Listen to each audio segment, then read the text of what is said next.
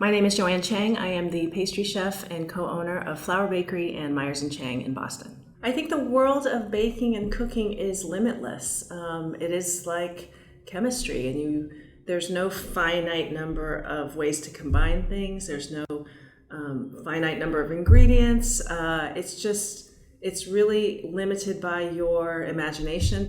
Can you walk us through how you develop a recipe? So, for example, we just created a pumpkin cheesecake.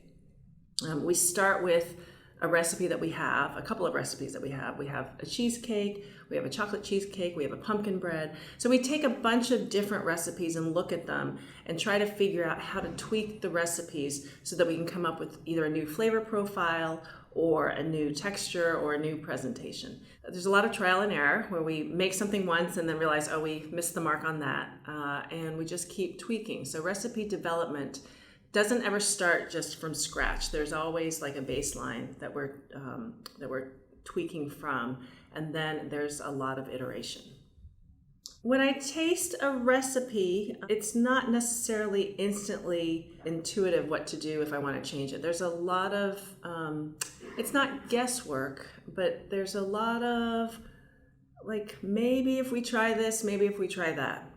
And so a lot of times with a cake, for example, we want something that maybe it's a little bit more moist, a little bit more tender, or whatever it is we're trying to tweak. And there's like 3 or 4 different things you can do. And so sometimes we try 2 things at once, which isn't always the best way because then we don't know which one worked or if both of them need to work in tandem. And then sometimes we'll just pick the one way that feels. I guess there is a little bit of intuition because there's a little bit of like, I think if we do this should work, but it doesn't always work out that way.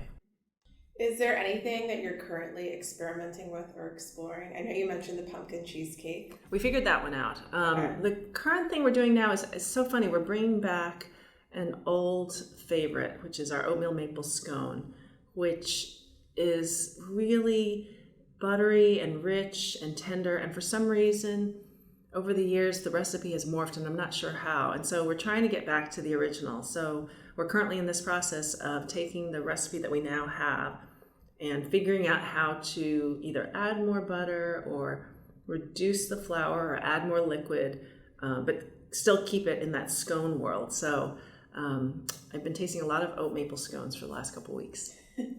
How do you know when a recipe is done? We have a boatload of recipes that we haven't tinkered with in many years. That said, I would never say that a recipe is done. There's always stuff that we want to kind of work on. Every time I eat anything at the bakery, I always think, I wonder if we, added a little bit more salt or reduced the bake time a little bit or introduced a new ingredient. So, that's the fun of baking, is that you can experiment whenever you want.